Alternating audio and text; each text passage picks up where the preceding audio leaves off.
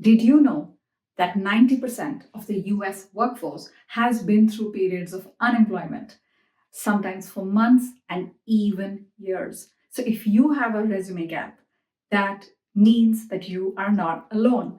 In this video, I'm going to help you with the most powerful strategy that you can apply immediately.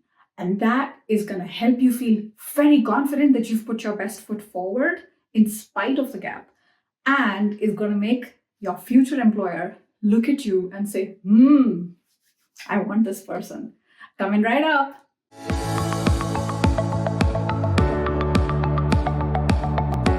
Hey Supercharger, welcome. My name is Sonal, a former HR director with 18 years of international corporate experience.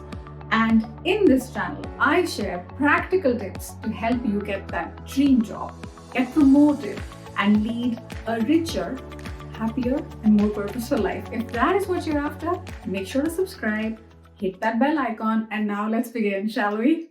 So before I share the strategy with you, let's talk about the 6 reasons why an employment gap exists in the resume. The first one, which is the most common, is family reasons, which means you've either had a child and you've taken time off to take care of him or her, or you were taking care of a sick relative.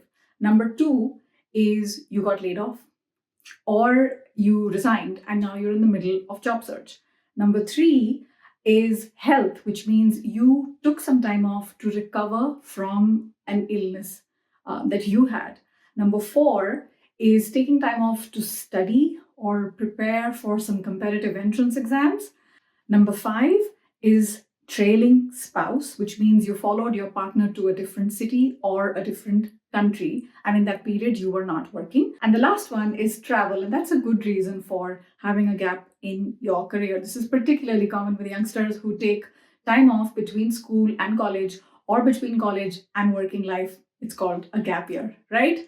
Of these 6, the ones that I have taken are trailing spouse, job hunting, and family reasons. So I have taken 3 gaps in my career and I had reasons for them. So what I'd like to know is, have you had a gap in your career? And if so, for how long? Put it in the comments, please. I'd love to know. And now let's talk about that strategy to help you address that gap in your career.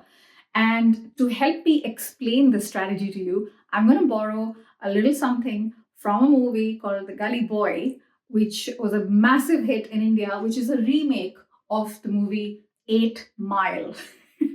So if you've seen this movie, if you liked it, tell me below in the comments. I'd love to know.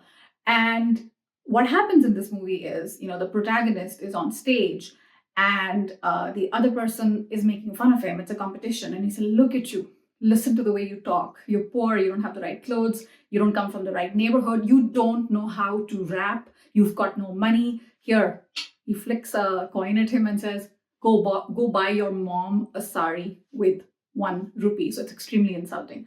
So the way this protagonist addresses these insults is head on. He doesn't hide anything. And he says, yes, it's true. Yes, I don't come from the right. Anyway, I'm not going to get into the movie. But what I am talking about here is, do not hide the fact that you have had these gaps in your career.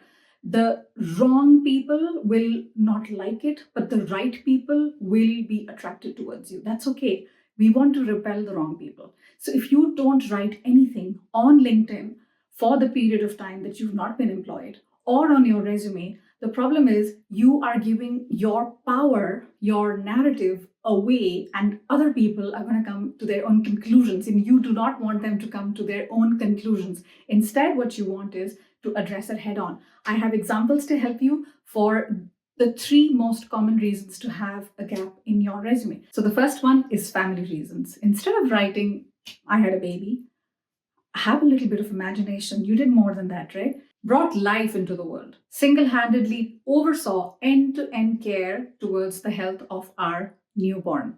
The second most common gap is for job search. And here is an example that you can use on your resume.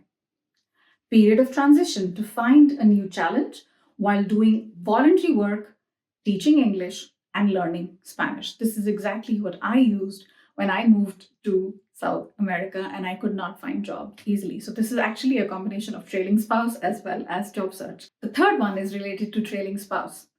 Career pause. Establishment of a home in several overseas destinations while maintaining a strong family foundation, raising two children.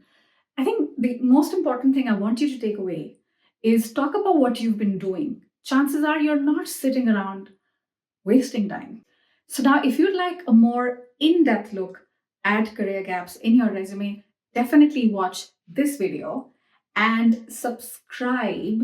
I have this community called Charge Up where I send once a month an email about the best career tips.